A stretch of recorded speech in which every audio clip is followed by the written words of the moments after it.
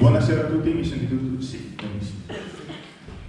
Benvenuti, sono molto felice di vedere tutti questi posti pieni per la nostra prima uscita ufficiale grossa, diciamo, dopo la pandemia.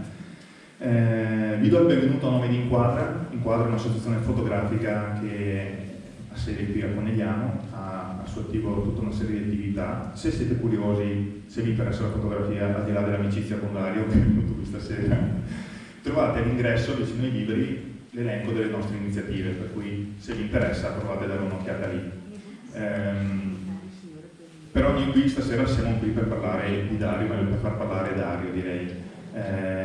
A nome dell'associazione ringrazio intanto tutta l'amministrazione comunale che ci ha concesso, ci ha dato fiducia, la possibilità di usare questa sala, una bella sala in cui Dario questa sera sicuramente farà un'ottima performance. E diciamo grazie anche a Dario per averci dato di nuovo l'opportunità di collaborare con noi, perché Dario è venuto qui probabilmente 6, 7, 8 anni fa, non in questa sala, ma in un'altra parte, per parlarci di un'altra parte della sua vita, diciamo.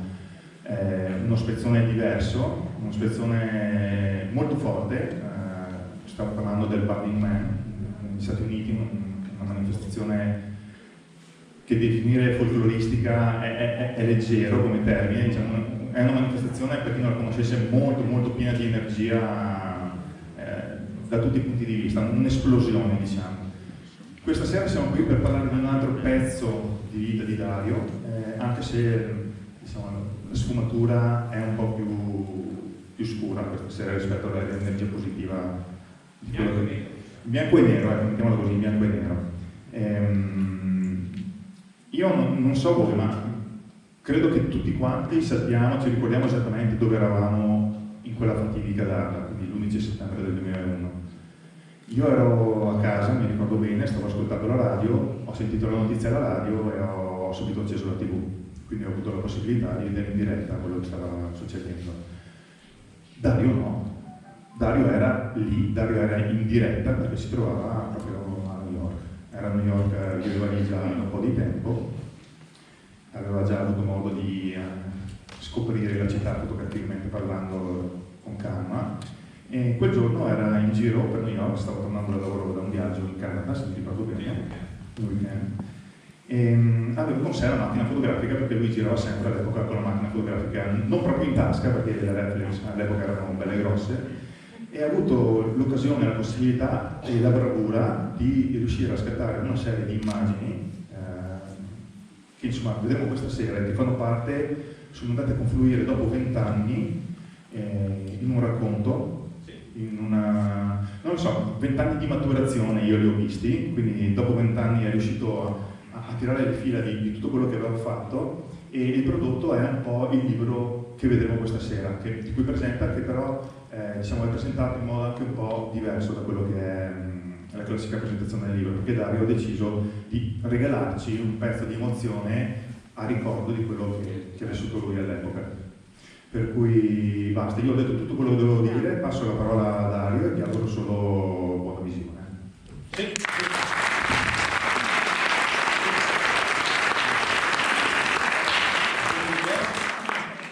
Sentite? Perfetto. Allora, intanto grazie mille per essere venuti questa sera. Ringrazio Inquadra, gli amici di Oderzo, i colleghi, i parenti, gli amici, Fabrizio, Biff.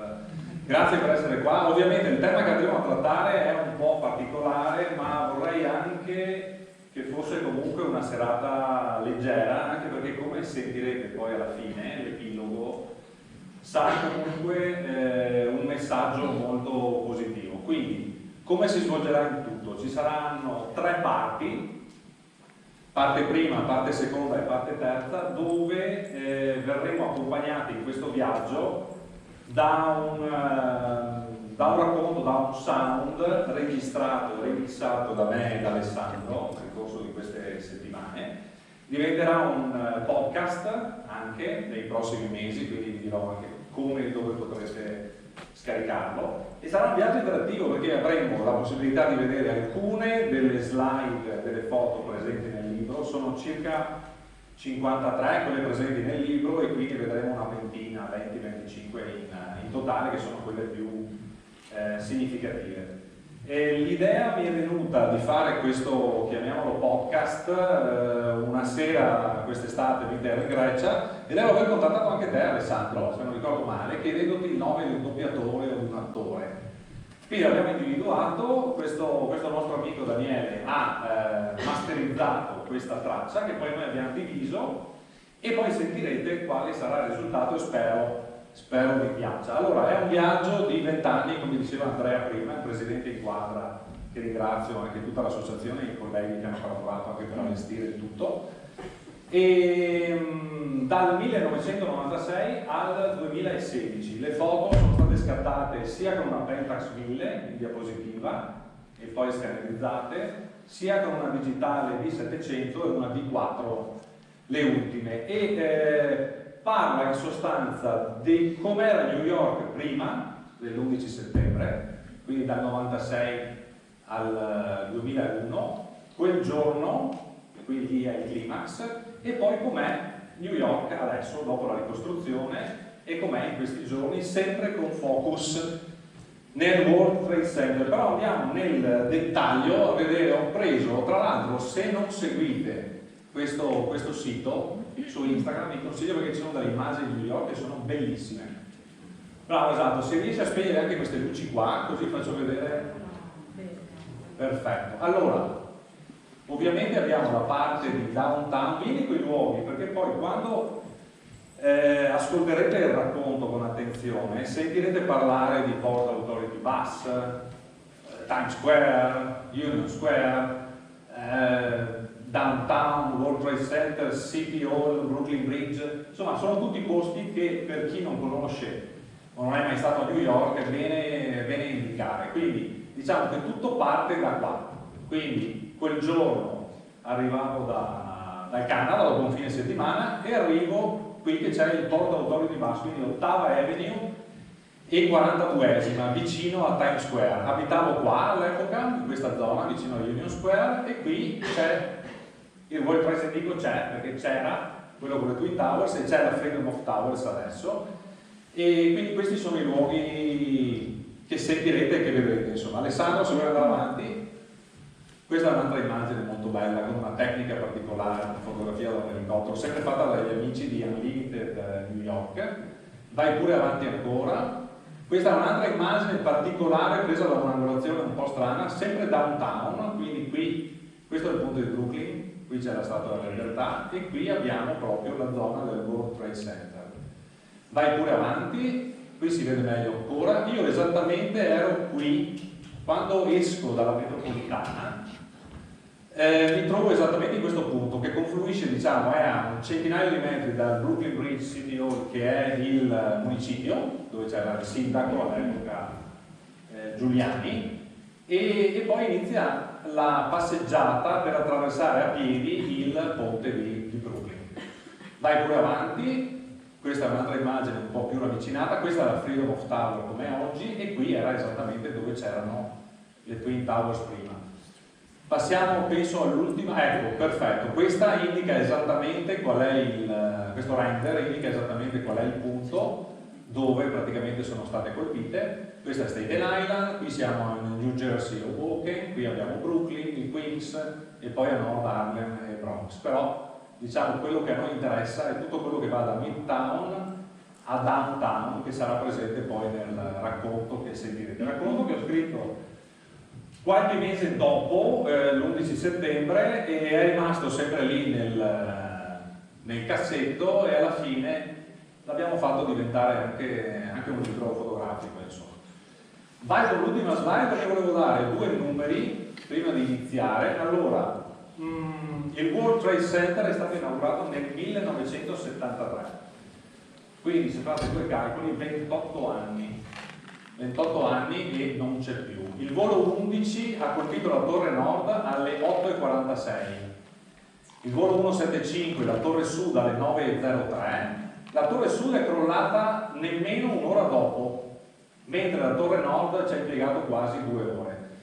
Queste sono le vittime, ma si parla purtroppo di una cifra ben più alta per quanto riguarda, se possiamo definirlo, un effetto collaterale di quello che purtroppo la gente, i soccorritori, anche i cittadini stessi hanno respirato nei giorni successivi, purtroppo. E si parla che nel corso degli ultimi 10-15 anni, dopo l'11 settembre, siano morte altre 10.000 persone.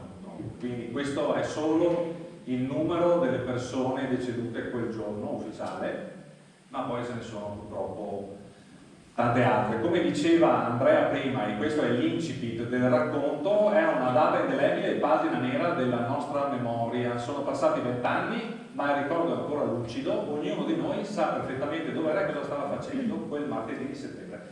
E sono sicuro che in questo momento lo state facendo anche voi. Siete stati in taxi, in bagno, non lo so, al mercato o a cucinare come Guido, non lo so, però vi ricordate esattamente cosa stavate facendo quel giorno. E a questo punto direi, Alessandro, se vogliamo far partire la prima traccia audio, sono 3 tracce audio da circa 7 minuti ciascuna, e poi alla fine c'è un epilogo di 2 minuti e mezzo, che poi dovrete ascoltare attentamente anche quello, soprattutto per il messaggio che lancia. Quindi vi lascio ascoltare la prima parte del podcast e buona serata. Grazie.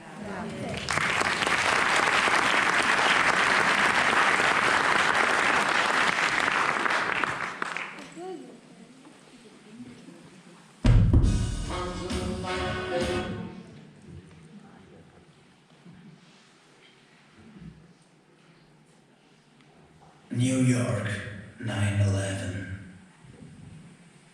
Data indelebile e pagina nera della nostra memoria.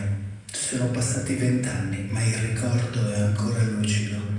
Ognuno di noi sa perfettamente dov'era e cosa stava facendo quel martedì di settembre. Questa è la mia storia.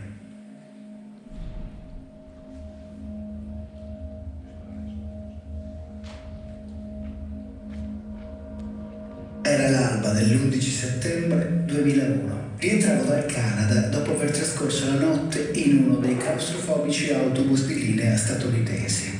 Dal New Jersey, alcuni minuti prima di imboccare il Lincoln Tunnel per ritornare sull'isola, ero rimasto senza fiato a contemplare il sole farsi largo tra i grattacieli, galleggiando fra le luci e i colori dell'alba. Ogni volta che da lontano scorgevo l'inconfondibile profilo di Manhattan, sentivo lo stomaco contorcersi e liberare emozioni assolute ed indescrivibili. Anche quel giorno era lì, raggiante albergo di sogni, groviglio di vite, teatro di speranza. Tra qualche mese avrei chiuso la parentesi newyorkese e avevo un grosso conflitto interno. Da un lato la gioia del ritorno, dall'altro la sensazione di lasciare un amante, non una città. Mi accoccolai verso il finestrino che in un attimo si appannò e ripresi a leggere. Al Port Authority Bus mi accolse il solito forte e denso odore di piombo e fra i corridoi cominciai l'eterno zigzagare tra bagagli e gente accartocciata ovunque. In pochi minuti sbucai all'angolo fra la 42esima e l'8ª Avenue e mi sentii di nuovo a casa. Erano da poco passate le 7, l'aria era frizzante e sebbene avessi dormito poco durante il viaggio, non avevo nessuna voglia di tornarmene subito a casa. Come sabbia in una clessidra, il tempo scivolava inesorabile e sentivo il bisogno di assaporare ancora quei pochi mesi fino all'ultimo istante. Così, pugni in tasca, tagliai verso Times Square in cerca di un posto dove fare colazione. Poco lontano trovai un posto carino dove mi scaldai dentro a un caffè bollente. Ripresi a camminare senza meta, osservando ogni singolo dettaglio. Cercavo gli occhi della gente, sperando di cogliere piccoli elementi della loro esistenza. Catalogavo ogni singolo odore, tentando di percepirne la provenienza. Sentivo l'energia della città graffiarmi la pelle. Ero intriso da una indescrivibile voglia di vivere. Dopo aver girovagato a lungo come un giovane Holden Caulfield, Mi ritrovai nei pressi di Bryant Park e, di fronte alla Public Library, aspettai l'autobus per downtown. Scesi alla 23esima, dirigendomi a piedi verso Union Square, e ad un tratto vidi quel cielo indaco sporcarsi. Una nube densa di fumo tagliava la punta meridionale dell'isola da ovest a est. Distinto, accelerai il passo ritrovandomi all'imbocco di University Place. La scena era incredibile. L'enorme nube di fumo, densa e nera, sgorgava dalla torre nord del World Trade Center e oscurava il cielo. Dentro di me i pensieri sgomitavano, cercando di farsi breccia nella mente. Pensai ad un incendio. Non riuscivo a parlare e tutta la stanchezza era sparita. L'adrenalina stava riempendo ogni cellula del mio corpo. La gente era attonita. Qualcuno se ne stava impietrito con lo sguardo stampato verso sud. Qualcun altro continuava a camminare in fretta senza scomporsi. Osservai il traffico scivolare lento nell'ora di punta e notai una squadra di operai che non smise per un attimo di lavorare. Con uno scatto fulmineo decisi di andare a vedere più da vicino cosa stesse accadendo e scesi di corsa le rampe del metro. Lì sotto nessuno sembrava essersi accorto di nulla. Una signora stava bevendo il suo caffè, imprecando per essersi sporcata la gonna. Altri erano assorti nella lettura abituale del quotidiano. Altri ancora, seduti, fissavano il pavimento. Tutto sembrava normale.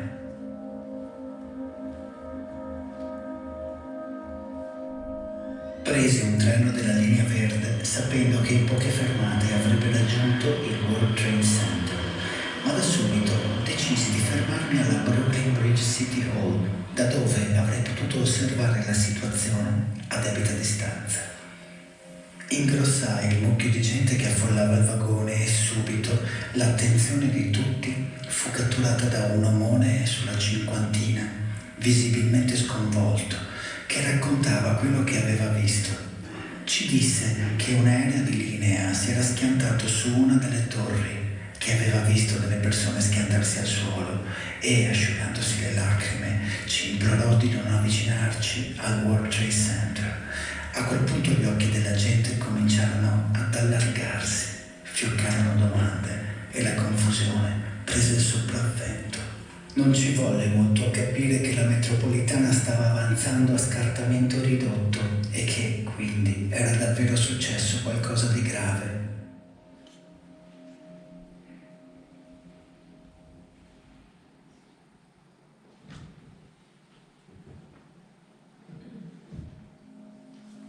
Bene, ferma pure. Allora, questa è la fine della prima parte. Riassumendo quel weekend. Poi vedrete anche una cosa interessante, tra l'altro. C'è questa foto qua, ecco, la vediamo dopo, Alessandro alla fine, prima dell'epilogo, però ricordatevi questa. Intanto quel ragazzo là ero io, 29 anni ancora, quindi 20 anni fa, ed è stata fatta il giorno 7 settembre, quindi venerdì, 4 giorni prima. E avevo trascorso il weekend in Canada, quindi avevo fatto il turista, viaggiando di notte sia all'andata che al ritorno in uno dei claustrofobici autobus di linea che tagliano da nord a sud tutta la costa est degli Stati Uniti, no? Tipo Greyhound o cose del genere. E quindi avevo dormito la notte di venerdì e anche la notte del lunedì 10, ed ero arrivato alle 7 di mattina al Port Authority Bus, dove vi ho mostrato prima, vicino a Times Square, quindi vicino a Midtown circa. Lì mi ero rifugiato in un caffè per bere qualcosa, per scaldarmi un attimo, e poi avevo preso l'autobus sulla Fifth Avenue per scendere, per andare a casa, quando mi sono accorto appunto che una delle torri stava fumando. E era interessante vedere quello che le persone facevano, quindi continuavano a fare esattamente tutto come se nulla fosse, perché probabilmente come me pensavano che la componente incidente fosse quella che avesse causato questa cosa, incidente nel senso proprio letterale del termine, un incendio o qualcosa fosse successo all'interno di una delle torri, e ovviamente non si poteva nemmeno lontanamente immaginare una cosa del genere. Tra l'altro è bene ricordare che nel 1993 c'era già stato un attentato in una delle due torri, quindi un furgone imbottito di tritolo era esploso nei sotterranei, nei parcheggi, aveva causato 6 vittime e 50 feriti. Quindi nel 93 c'era già stata purtroppo una avvisaglia, un primo tentativo, insomma, di quello che poi sono riusciti a fare. E quindi io direi, Alessandro, che adesso possiamo passare alla seconda parte e quindi entrare nel vivo della situazione. Quindi arrivo a Union Square, preso dalla curiosità, scendo in metropolitana e cerco di avvicinarmi verso Brooklyn Bridge CPO.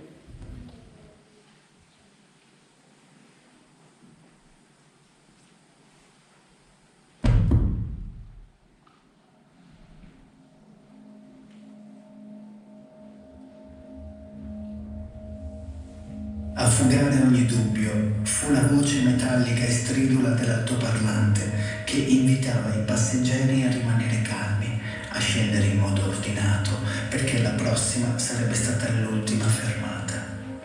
Dopo 20 lunghi minuti, le porte del vagone si aprirono e la gente cominciò ad incanalarsi verso l'uscita ad una velocità folle.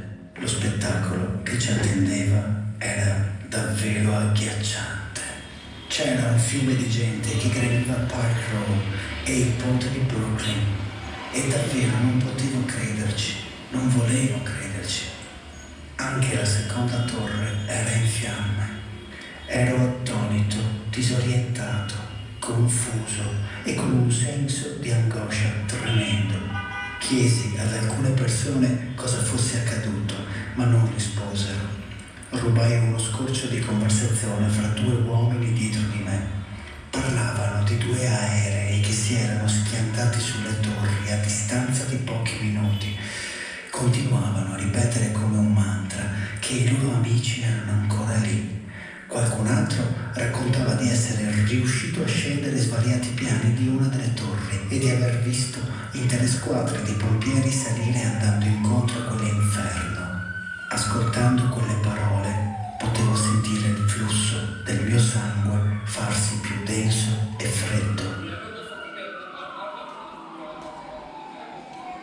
Guardai verso il sole cercando conforto da quella luce calda, ma poi il mio sguardo allibito si incollò di nuovo su quella scena apocalittica. La gente era in preda alla confusione totale. Non sapevo cosa pensare.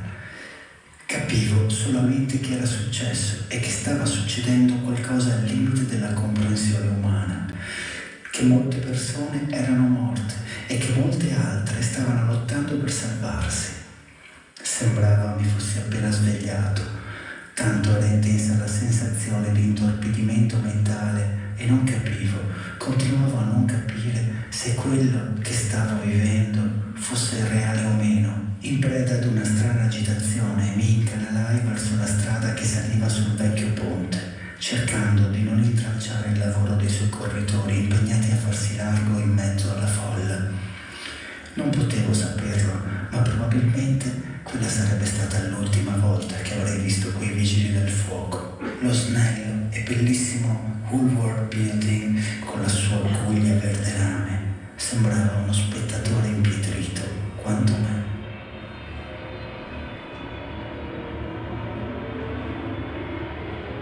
Ad un tratto un rumore sinistro squarciò l'aria. La mia cassa toracica vibrò per alcuni istanti. Erano le 9:59. La torre sud collassò in pochi secondi, sparendo tra fumo e macerie. Sembrava si fosse aperta una voragine nel terreno e che stesse per inghiottirci.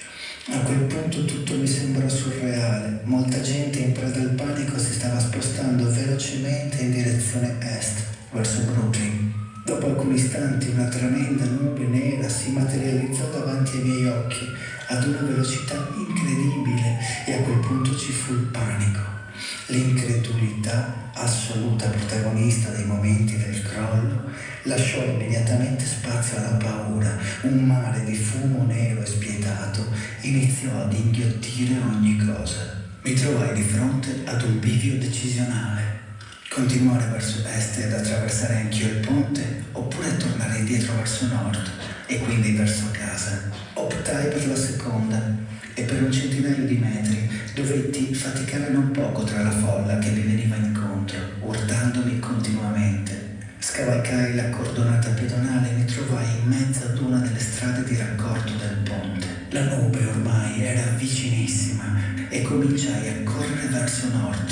Realizzai in un tempo brevissimo che dovevo assolutamente evitare di respirare quella strana bottiglia e decisi di infilarmi nella hall del Municipal Building, dove avrei potuto respirare per poi uscire non appena la nube si fosse dissolta. Riuscii ad entrare, ma appena varcata la soglia il personale, che probabilmente non aveva capito cosa stesse succedendo, scaraventò me e molta altra gente verso l'uscita, incuranti del fumo che ormai potevo vedere farsi largo ovunque ed infilarsi in ogni fessura. Nonostante le disperate proteste, venni letteralmente sbattuto fuori, ritrovandomi spaventato e disorientato in mezzo a quella poltiglia impalpabile. Cercai di respirare dentro la maglietta e seguii la gente che scappava verso nord, correndo più velocemente che potevo, mentre la gente inciampava, cadeva, urlava, tutto nell'arco di pochi interminabili attimi.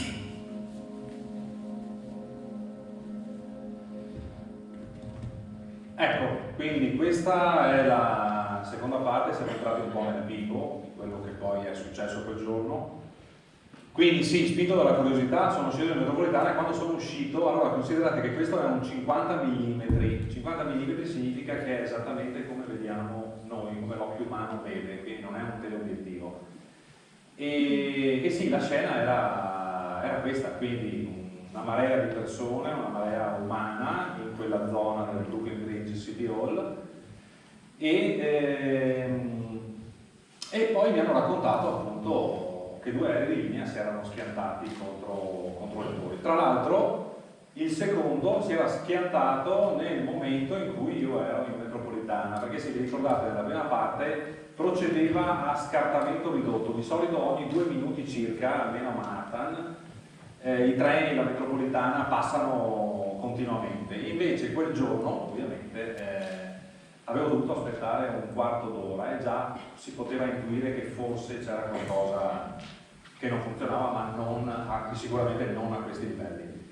Quindi poi ho continuato a scattare, a fare una sequenza di questa scena, di questa torre, incurante del fatto che poco dopo effettivamente questa nube enorme, nera, stava avanzando, quindi come tanti altri ho cercato di rifugiarmi nel primo posto dove potevo, distinto, ho cercato di entrare in un luogo chiuso, ma chi c'era all'interno non aveva capito ancora cosa era successo fuori pochi secondi prima. E quindi purtroppo siamo stati sbattuti fuori nel momento in cui tra l'altro stava avanzando questa nube. E così ho fatto, poi sono andato a nord, perché la scelta era o andare verso Brooklyn, avrete visto le immagini, immagino, di tantissime persone che attraversavano a piedi il ponte di Brooklyn da ovest a est, e io sono andato verso nord. E lì, tra l'altro, la persona che avete visto prima, Alessandro Semela-Agevoli, si dice così, questa persona qua praticamente mi ha chiesto addirittura anche il cellulare. Purtroppo le linee telefoniche a un certo punto hanno smesso di funzionare, c'erano delle file lunghissime alle cabine telefoniche, però questo signore qua almeno è riuscito ancora a telefonare a casa col mio Nokia che gli ho prestato, e aveva la schiena, siccome lui era rimasto sotto alle Twin Towers e aveva visto le persone cadere e schiantarsi, aveva la schiena piena di detriti piantati sulla schiena, e mi ricordo questo particolare che poi quando si è girato per salutarmi e ringraziarmi gli ho fatto questa foto. E quindi questa è la prima parte, quindi siamo rimasti alla fuga, diciamo, da questa nube. E adesso, sempre diretto verso nord, il racconto, il viaggio continua con la parte terza. Grazie Alessandro.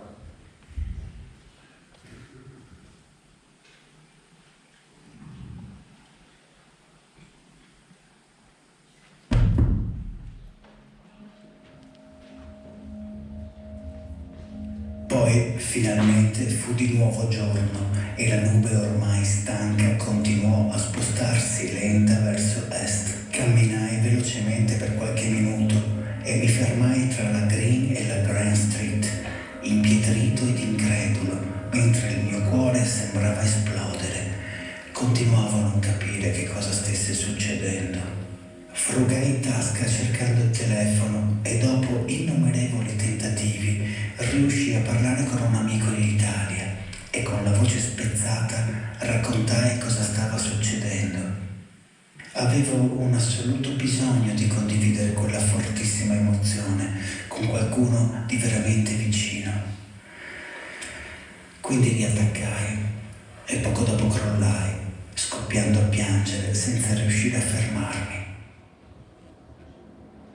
Ad un tratto la scena sembrò ripetersi in una sequenza orribile. La struttura della prima torre colpita stava cedendo e sotto gli occhi esterrefatti di tutti si sciolse in pochi istanti, sparendo come la gemella in una nube oscura e sinistra. Osservai la gente intorno a me e vidi i loro sguardi assenti fissi nel vuoto.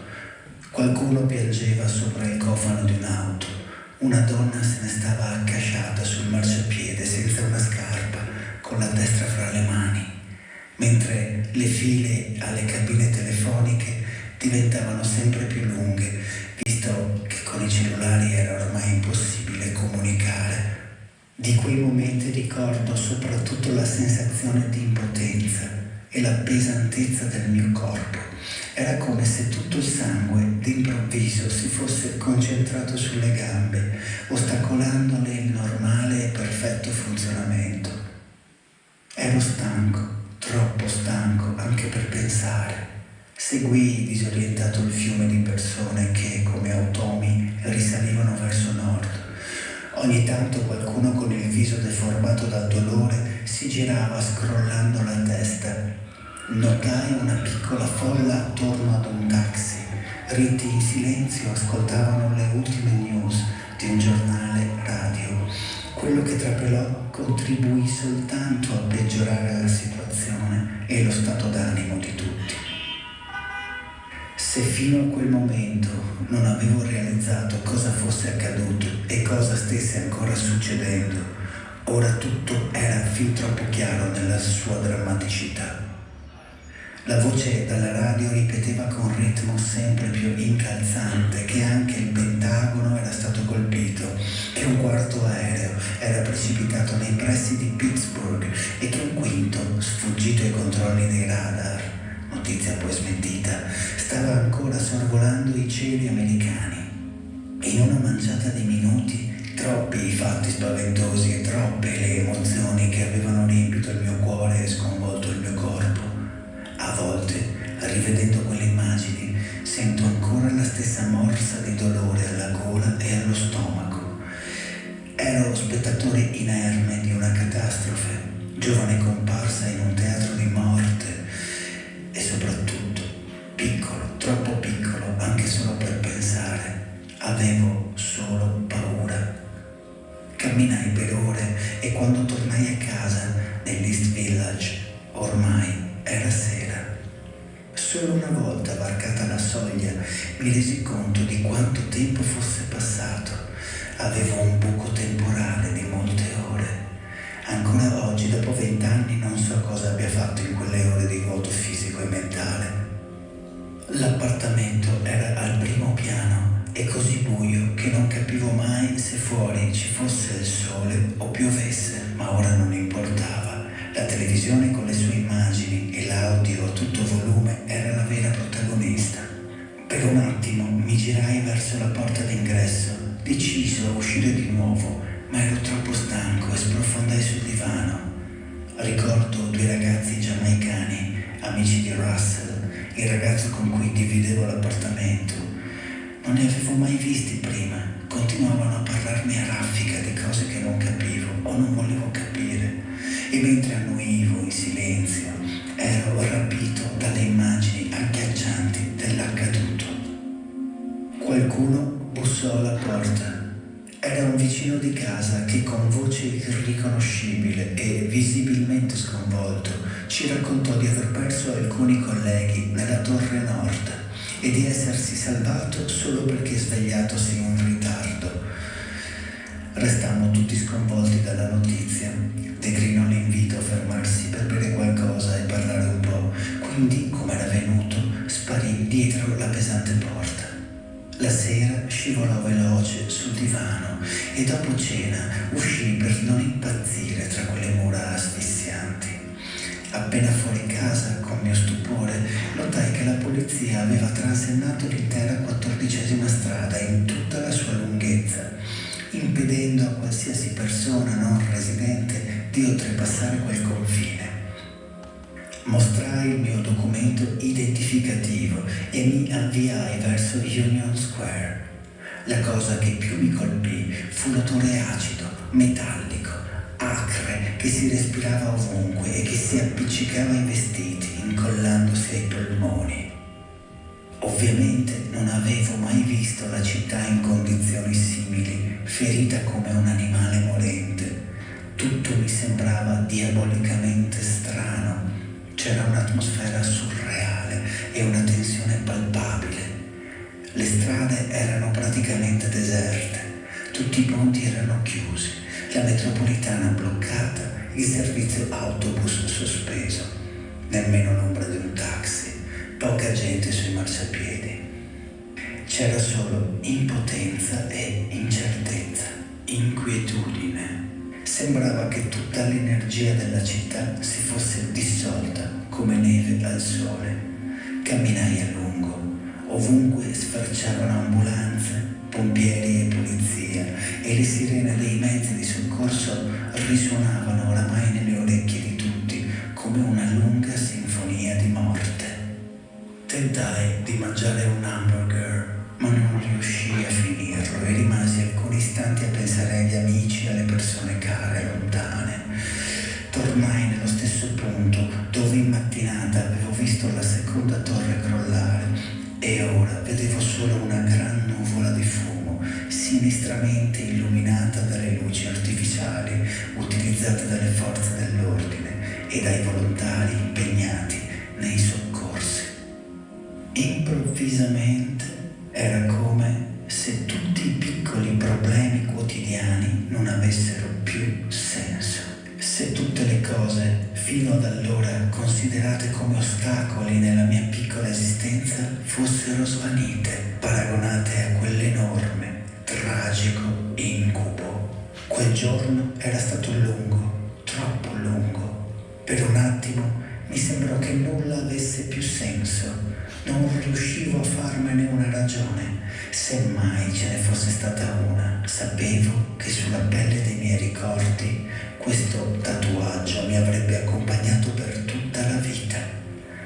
Tornai a casa, mi sdraiai sul letto e cercai di dormire e di non pensare a nulla. Ma ogni volta che chiudevo gli occhi vedevo quelle scene indelebili di morte e paura, fino a quando a crollare furono anche le mie forze. Ok, abbastanza pesante, no? Questa parte qua, immagino. Nel racconto manca un aneddoto, secondo me invece simpatico, perché come ripetevo prima l'argomento è pesantino, però cerchiamo di renderlo anche un po' leggero.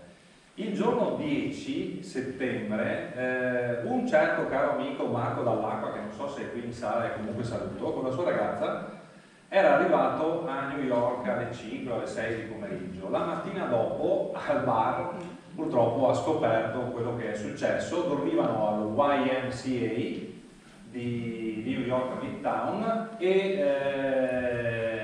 quindi il giorno dopo, la sera, dopo essere uscito dall'appartamento, dovevo cercare di andare a trovarlo, avevo voglia di andare a salutarlo in qualche maniera. Purtroppo Manhattan, come avete visto prima, è un'isola.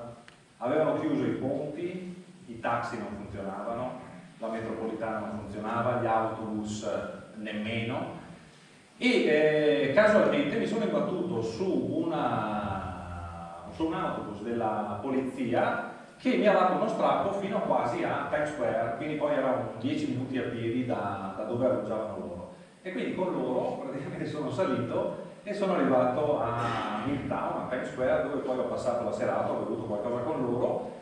Nel frattempo i newyorkesi si erano già reinventati, quindi finita la serata, non ricordo di preciso a che ora, ma mi ricordo benissimo che c'erano delle file di risciò pronti a portare in giro le persone per la città, visto che era tutto bloccato. Così per $20 ne ho preso uno e in 40 minuti mi ha portato fino a Union Square, dove poi sono andato a casa nell'East Village.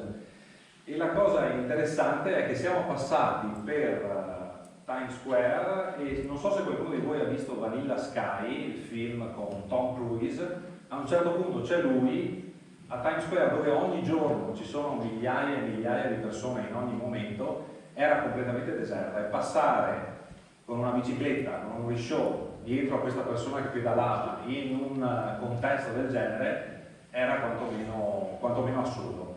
Avete sentito poi gli aneddoti e le casualità, che poi ce ne sono a migliaia di coincidenze, di casualità. Il vicino di casa, cosa che non ho specificato prima, si è salvato, si è svegliato tardi perché aveva la ragazza, la fidanzata, che non abitava a New York e avrebbe dovuto prendere il volo a pranzo quel martedì, e quindi era rimasto a casa con lei, mentre tutti i suoi colleghi purtroppo quel giorno erano morti. Quindi a casa ovviamente non si riusciva a rimanere, anche perché la situazione era quella che vi ho descritto prima, quindi avevo un compagno di appartamento che era un giamaicano un po' svalvolato con un paio di amici, e quindi non si poteva rimanere a casa. L'odore acre, sì, questo me lo ricordo ancora, perché praticamente era qualcosa di irrespirabile, qualcosa che poi molto probabilmente ha causato anche la morte di tantissime persone, come vi dicevo, nel corso degli anni. Chi è rimasto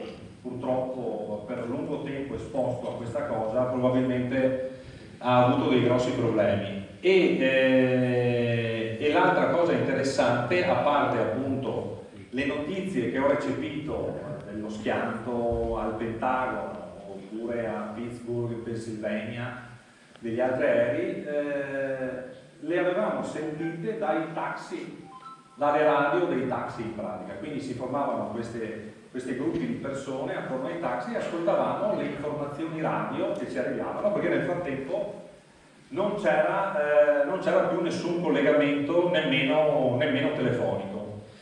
E l'altra cosa che mi ricordo benissimo, la sera spontaneamente si erano creati dei gruppi di persone nei vari spazi, che potevano essere Union Square oppure altre piazze, con migliaia di candele e soprattutto fiori, candele, e soprattutto dei cartelli con le foto segnaletiche delle persone che purtroppo erano sopra all'impatto delle due torri e che chiaramente erano decedute, però la speranza di queste persone era di poterle in qualche maniera ritrovarle. E la cosa carina che secondo me vale la pena sottolineare è proprio che da un certo punto dico, improvvisamente era come se tutti i piccoli problemi quotidiani non avessero più senso, se tutte le cose fino ad allora considerate come ostacoli nella mia piccola esistenza fossero svanite, paragonate a quell'enorme tragico incubo. E in effetti è così. Ma la cosa più interessante secondo me è anche trarre spunto e insegnamento da cose che possono succedere anche semplicemente come spettatore.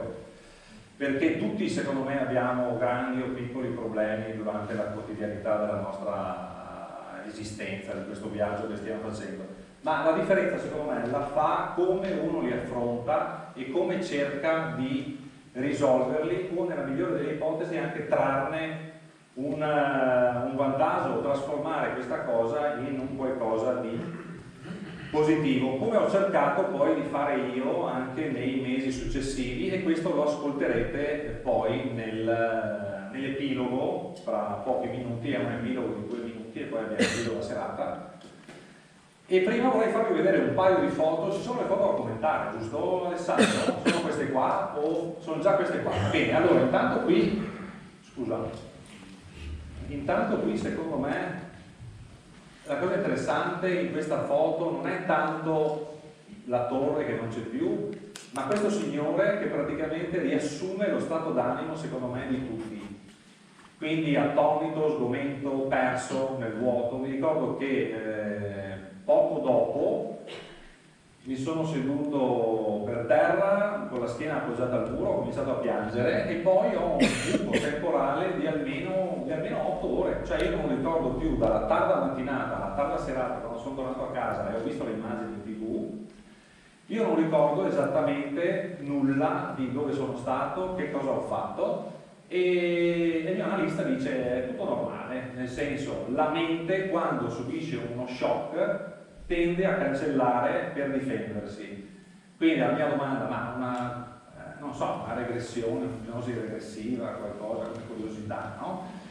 E lui dice, se non ha portato traumi di sorta, secondo me non vale la pena neanche scavare e cercare di capire dove sei stato in quelle ore. Per me rimane comunque una cosa abbastanza strana, abbastanza particolare, perché mi sono chiesto migliaia di volte, subito, anche il giorno dopo, dove fossi stato, cosa avessi fatto. Non ne ho la più pallida idea. Nel libro troverete anche 2 poesie di Walt Whitman, che è stato un grande poeta dell'Ottocento americano, il padre della poesia americana. Anche lui newyorkese, ha vissuto praticamente per una lunga parte della sua vita in città, tra Brooklyn e Manhattan, per poi invece spingersi a vivere in mezzo ai boschi. Questo era un pomeriggio piovoso e ero a Dumbo, quindi nella zona di Brooklyn, dalla parte opposta del World Trade Center, per capirci.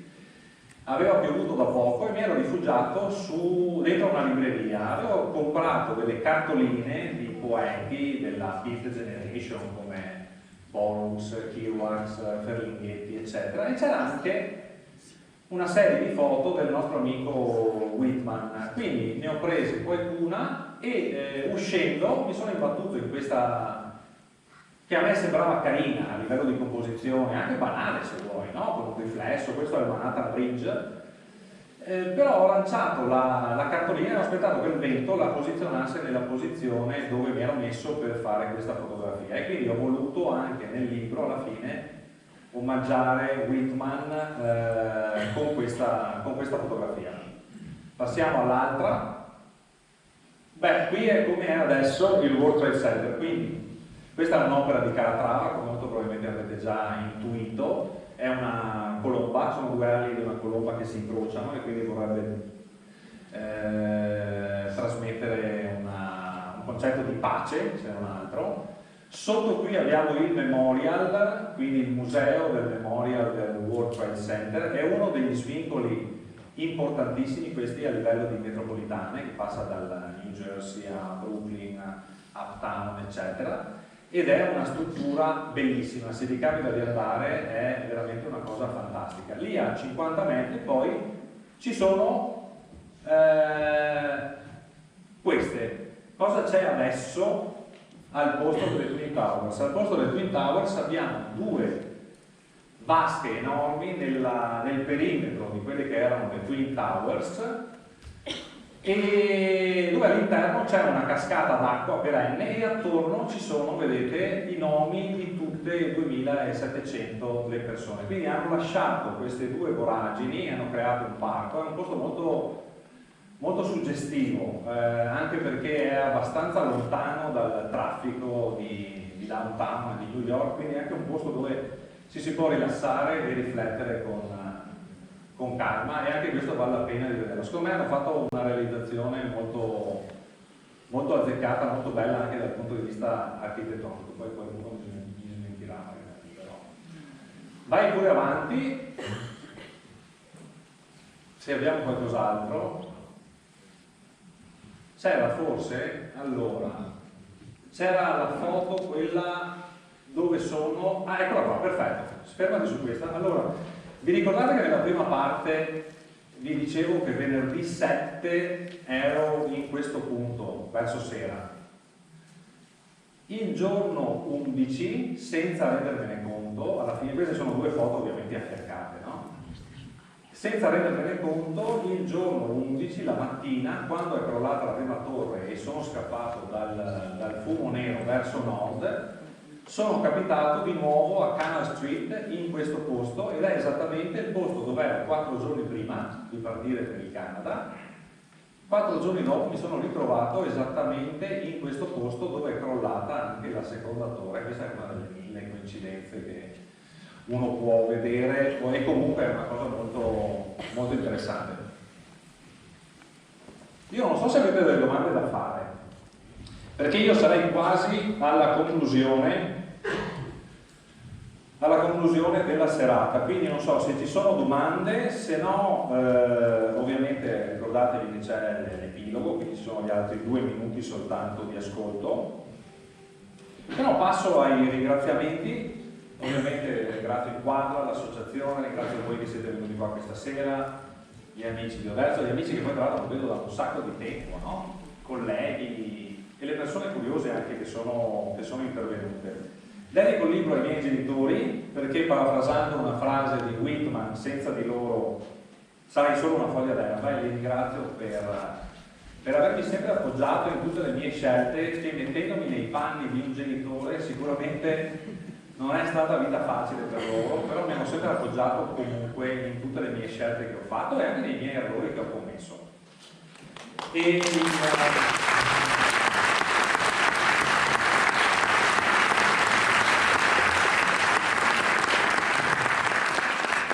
Alla fine troverete nel foyer lì all'ingresso, per chi volesse, il libro in vendita. Le foto qui sono solo un accenno di quelle che troverete. Firmerò delle dediche anch'io per chi vorrà qua sul palco, e a questo punto direi che tra poco possiamo partire, però prima, secondo me, se anche solo una persona per un attimo si è emozionato ascoltando questi racconti o vedendo queste immagini, secondo me vuol dire che questo incontro ha avuto un senso. Basta che anche solo una persona in qualche modo si sia emozionata, e quindi volevo ringraziarvi per essere venuti qua.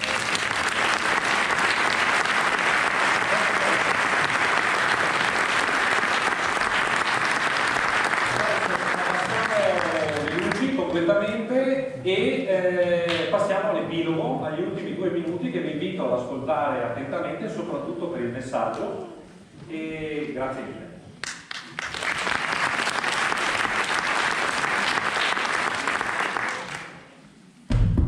Quell'11 settembre aveva cambiato la mia esistenza. Nulla sarebbe stato più come prima. La scala dei miei valori era radicalmente mutata. Le cose che prima mi sembravano importanti avevano assunto connotati diversi. Ero vivo ed erano vive le persone che amavo. Questa era l'unica cosa importante.